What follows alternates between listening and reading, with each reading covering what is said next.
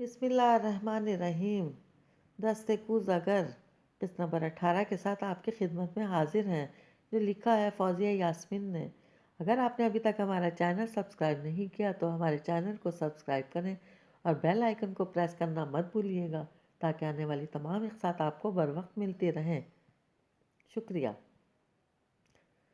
زوبیہ خود کلامی کے انداز میں بول کر ایسے ہونٹ چبانے لگی جیسے اپنی بے بسی پر وہ ان سے شرمندہ ہو، جبکہ عائشہ اختر کا پورا وجود سن ہو گیا تھا۔ بہت مشکل سے انہوں نے اپنے لہجے کو نارمل رکھتے ہوئے ایسے پوچھا تھا جیسے وہ نتاشا کے پچھلے 2 دنوں سے غائب ہونے کے متعلق کچھ نہ جانتی ہوں۔ نتاشا مر گئی؟ کب؟ عائشہ اختر کے پوچھنے پر زوبیہ کچھ چونک کر انہیں دیکھنے لگی۔ کیا ہوا تھا نتاشا کو؟ عائشہ اختر اسے خاموش دیکھ کر بولی۔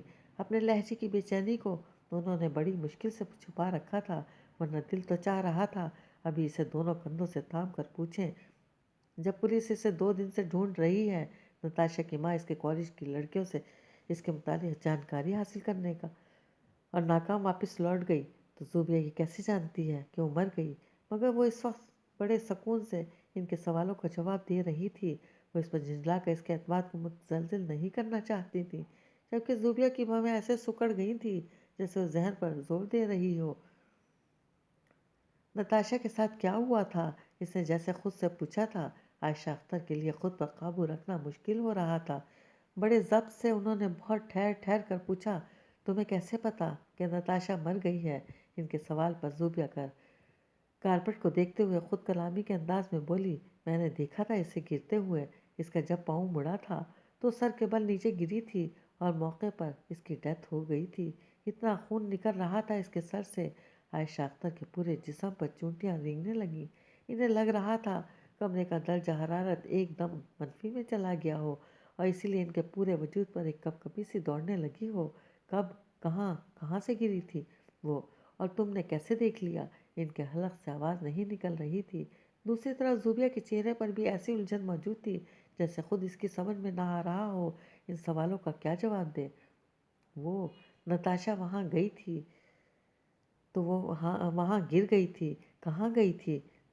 عائشہ اختر نے دانت پر دانت جماتے ہوئے پوچھا۔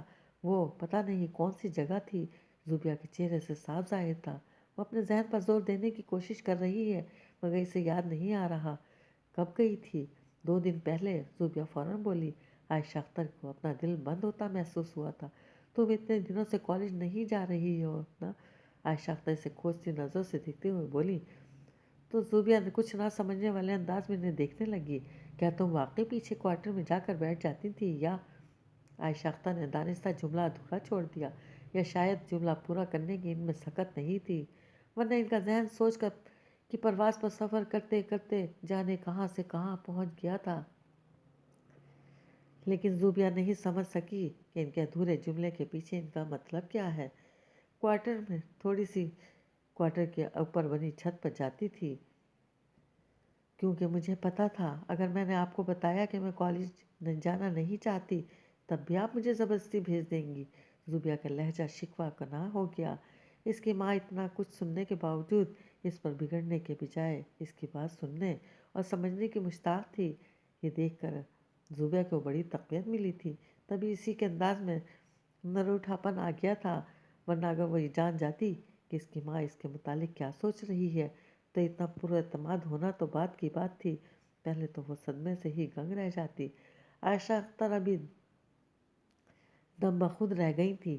ایک طرف اگر وہ یہ سب سوچنا نہیں چاہ رہی تھی تو دوسری طرف رخسار کے ساتھ کیا زوبیہ کا وحشیانہ سلوک انہیں یہ سوچنے پر مجبور کر رہا تھا کہ ایسا ممکن ہے؟ کہیں زوبیہ نے ہی تو نتاشا کے ساتھ کچھ ایسا نہیں کر دیا کہ 2 دن سے غائب ہے؟ لیکن کیا ان کی بیٹی کی ذہنی حالت اتنی خراب ہے کہ وہ کسی کا قتل کر دے؟ اور کیا واقعی نتاشا کی موت واقع ہو گئی ہے؟ اس سوال کے ذہن میں ابھرتے ہی انہیں جھرجھری سی آ گئی۔ وہ زوبیہ کا کندھا پکڑتے ہوئے بولی، زوبیہ تمہیں کیسے پتا کہ نتاشا مر گئی ہے؟ کیا تمہاری شائستہ خالہ نے اسے مارا ہے؟ زوبیہ ان کے سوال پر بری طرح چونک اٹھی اور بے یقینی سے انہیں دیکھنے لگی۔ عائشہ اختر ان کی نظروں میں چھپے اندیشوں کو سمجھ گئی تھی، تبھی رسانیت سے بولی، دیکھو زوبیہ، میں تمہاری ماں ہوں اور مجھ سے چھپانے کی ضرورت نہیں تم اتنے دنوں سے کالج نہیں جا رہی ہو، کسی سے تمہاری بات چیت نہیں ہوتی، گھر سے تم نکلتی تک نہیں۔ نتاشا 2 دن سے گھر سے غائب ہے، اور ادھر تم کہہ رہی ہو کہ 2 دن پہلے وہ مر گئی، اس کا پاؤں مڑا، وہ کہیں گر گئی۔ یہ سب تمہیں کیسے پتہ چلا؟ کس نے بتایا؟ عائشہ اختر کا لہجہ اگر نرم نہیں تھا تو تیز بھی نہیں تھا۔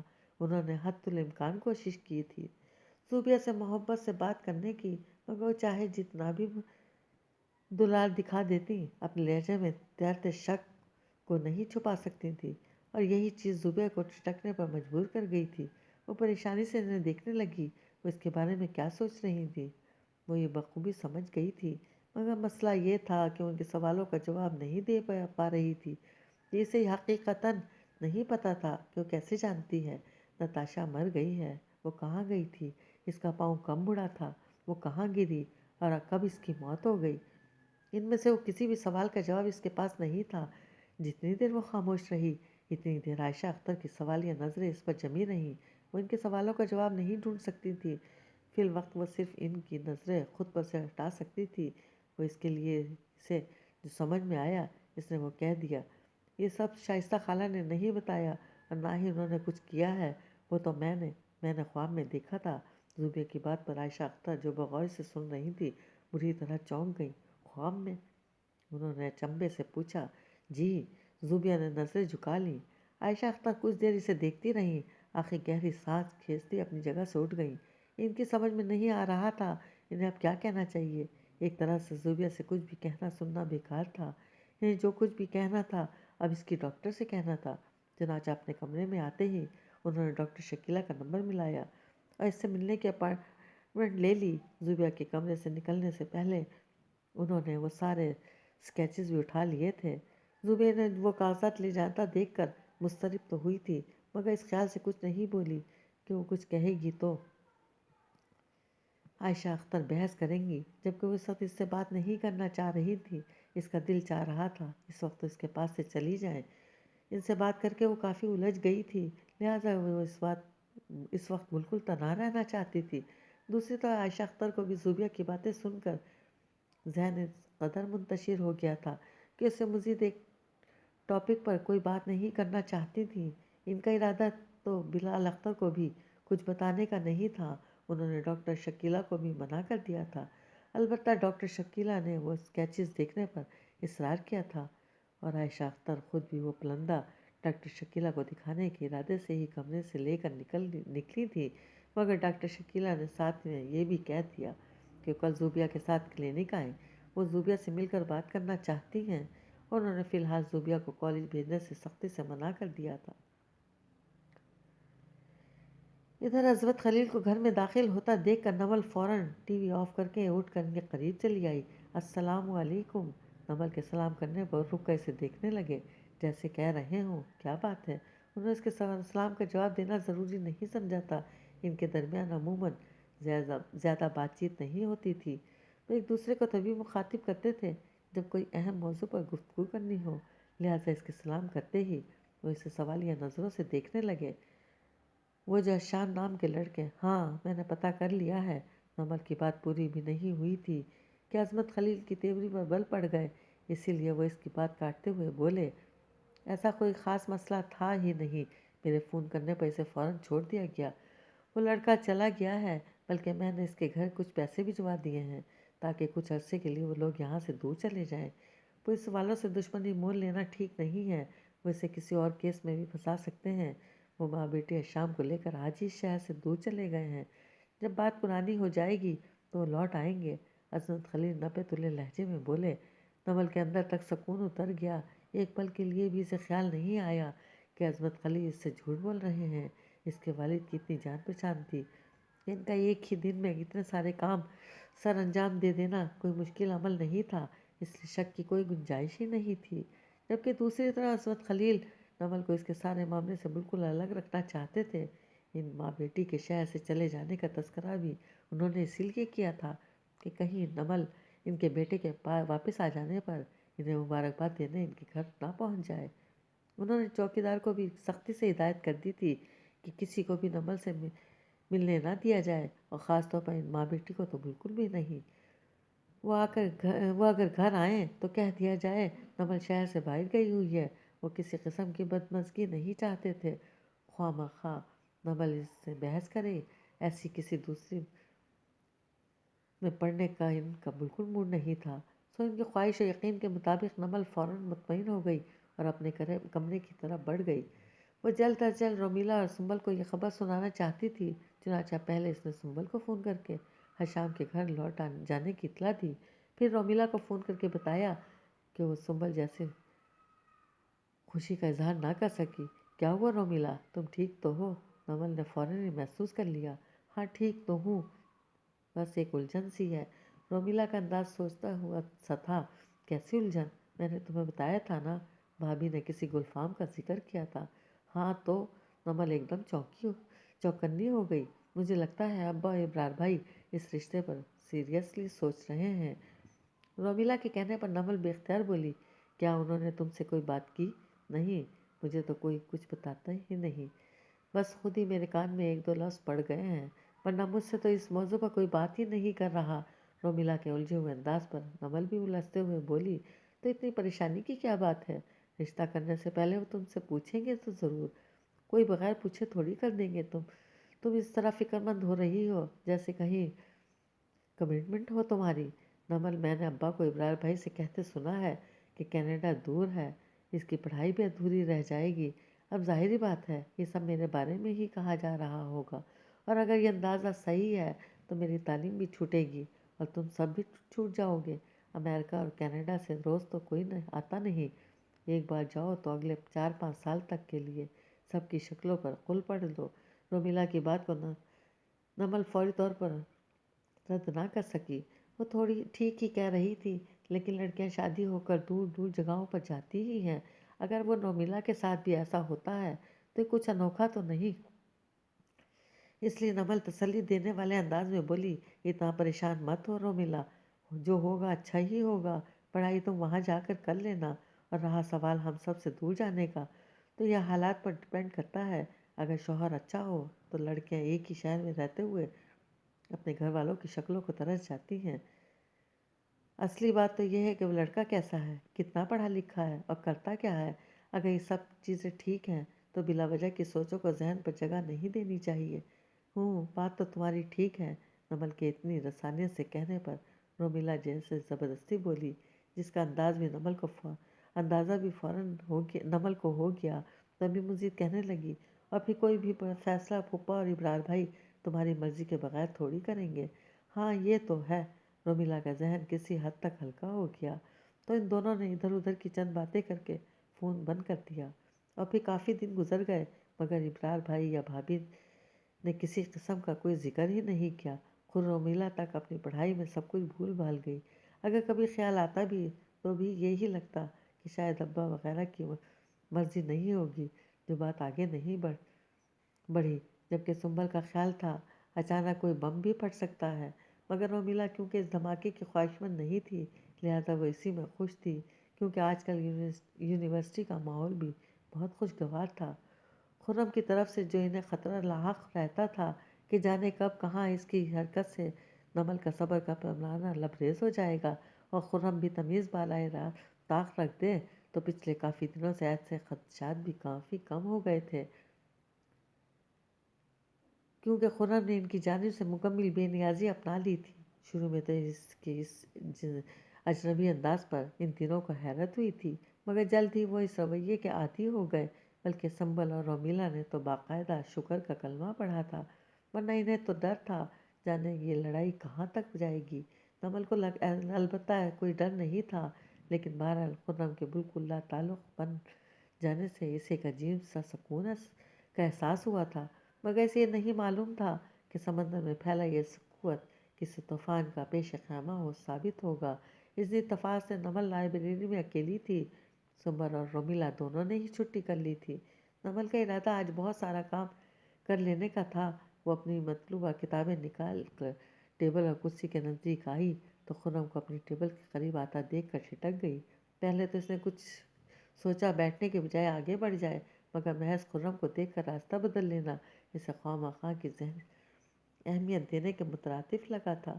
ویسے بھی پچھلے دنوں جو اس کا رویہ رہا تھا، اسے دیکھتے ہوئے نمل کو یقین تھا وہ کترا کر آگے بڑھ جائے گا، مگر نمل کے بیٹھتے ہی خرم اس کے عین سامنے والی کرسی گھسیٹ کر پوچھنے لگا، کیا میں یہاں بیٹھ سکتا ہوں؟ نمل سر اٹھا کر اسے دیکھنے کے بجائے کتاب کھولتے ہوئے سرسری انداز میں کہنے لگی، نہیں، اتنی ساری کرسیاں خالی پڑی ہیں، کہیں بھی بیٹھ جائیں۔ نمل کے صاف انکار پر خرم بے اختیار مسکرایا۔ عام حالات میں تو وہ منع کرنے کے باوجود بھی بیٹھ جاتا، مگر اس وقت وہ ایسی کوئی حرکت نہیں کرنا چاہتا تھا، اس لیے اپنی جیکٹ کے اندرونی جیب میں ہاتھ ڈال کر اس نے ایک موٹا سا لفافہ نکالا اور نمل کی کتاب کے اوپر رکھ دیا۔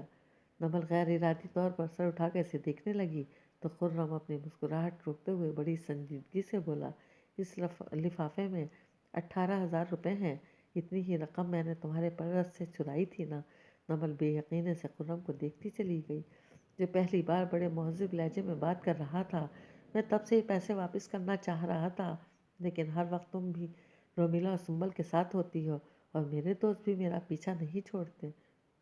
اب کیا کروں؟ اتنی ہمت نہیں ہے کہ سب کے سامنے چوری کا اعتراف کر لوں۔ خرم دونوں ہتھیلیاں کرسی کی بیک پر ٹکاتے ہوئے دھیمے لہجے میں بولا، میں نے یہ چوری کوئی اتنی اپنی خوشی سے نہیں کی تھی، بس وکی سے شرط لگی تھی، لہٰذا کرنی پڑی۔ But I really feel sorry for that. Khurram اتنی سنجیدگی سے بول رہا تھا کہ نمل اسے دیکھتی رہ گئی، جو اب سر اٹھا کر براہ راست اس کی آنکھوں میں دیکھتے ہوئے کہہ رہا تھا، میں نے جب سے یہ پیسے چرائے ہیں مجھے ایک پل بھی سکون نہیں ملا، میں بہت گلٹی فیل کرتا رہا ہوں، بلکہ اپنے فعل کے غلط ہونے کا احساس تو مجھے وہاں ہوٹل میں ہی ہو گیا تھا۔ تبھی تو میں تمہارا بل پے کرنے آیا تھا اور تم نے میرے بارے میں اتنا صحیح اندازہ لگایا تھا کہ میں حیران رہ گیا۔ خرم جتنی آہستگی سے بول رہا تھا، آخری جملہ کہتے ہوئے اتنی ہی آہستگی سے مسکرایا، تم نے اس معاملے میں تو کافی سمجھداری کا ثبوت دیا تھا، لیکن دوسری طرف تم نے بڑی بیوقوفی دکھائی۔ جب میں بل پے کر رہا تھا تو تمہیں انکار کرنے کی کیا ضرورت تھی؟ اگر اس وقت رومیلا اور سنبل نہ ہوتی تو تمہیں گھر فون کر کے پیسے منگوانے پڑتے۔ جوش میں انسان کو کبھی ہوش نہیں کھونے چاہیے۔ خرم کا لہجہ بہت دوستانہ تھا۔ نمل کچھ دیر تو سپاٹ نظروں سے اسے دیکھتی رہی، اس کے ذہن کے پردے پر وہ منظر گھومنے لگا جب وہ ہوٹل میں اس سے اپنا پرس کھولا تھا اور اس میں پیسے موجود نہ دیکھ کر اس کی جان نکل گئی تھی۔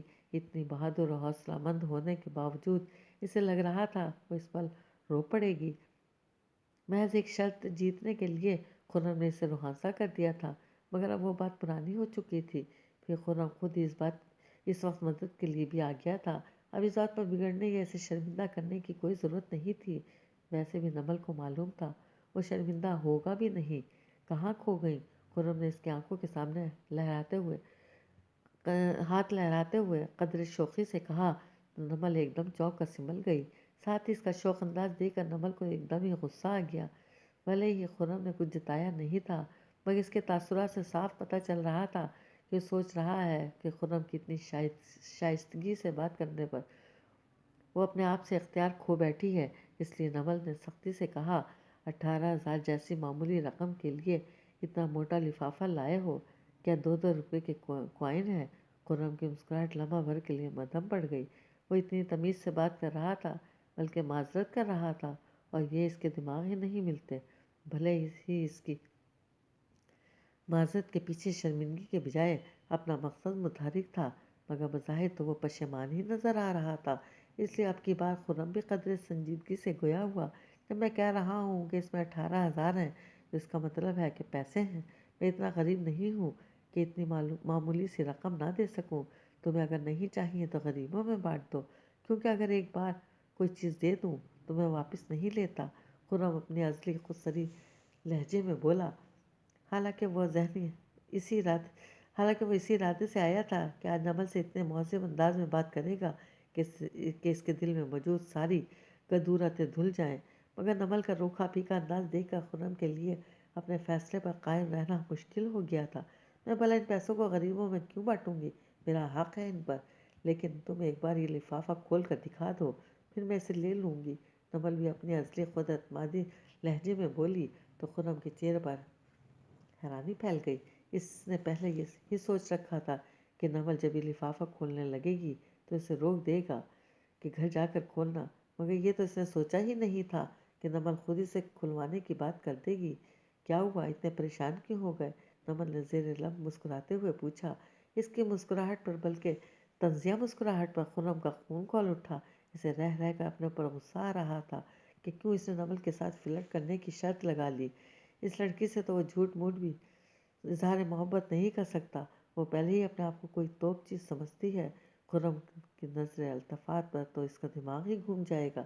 بے شک یہ خوش فہمی کچھ دنوں میں دور بھی ہو جائے گی، مگر تب تک وہ ایسی ہی اتراتی رہے گی۔ اس لفافے میں کوئی بم نہیں ہے جو تم اتنی خوفزدہ ہو رہی ہو، خرم نے دانت پیستے ہوئے کہا۔ اگر کوئی بم نہیں ہے تو پھر کھول کر کیوں نہیں دکھا دیتے؟ نمل کا لہجہ ہنوز تھا۔ خرم لب بھینچے نمل کو دیکھتا رہا، جس کا پر اعتماد ایک پل کے لیے بھی اس کا بھرپور اعتماد ایک پل کے لیے بھی خرم کے سامنے ڈگمگایا نہیں تھا۔ حالانکہ اس کی شخصیت ایسی تھی کہ لڑکیاں تو کیا، لڑکے بھی اس کے سامنے کھڑے ہو کر نروس ہو جاتے تھے، اور یہ لڑکی پیسے لوٹانے پر بجائے اس کی اذعان ہوتی ایسی دھوس جما رہی تھی جیسے خرم حسن نہیں، کوئی ایکس وائی زیڈ ہو۔ خرم چپ چاپ اسے دیکھتا رہ گیا۔ وہ اسے منتظر نظروں سے ایسے دیکھ رہی تھی جیسے وہ بھی لفافہ اٹھا کر اسے کھولنا شروع کر دے گا۔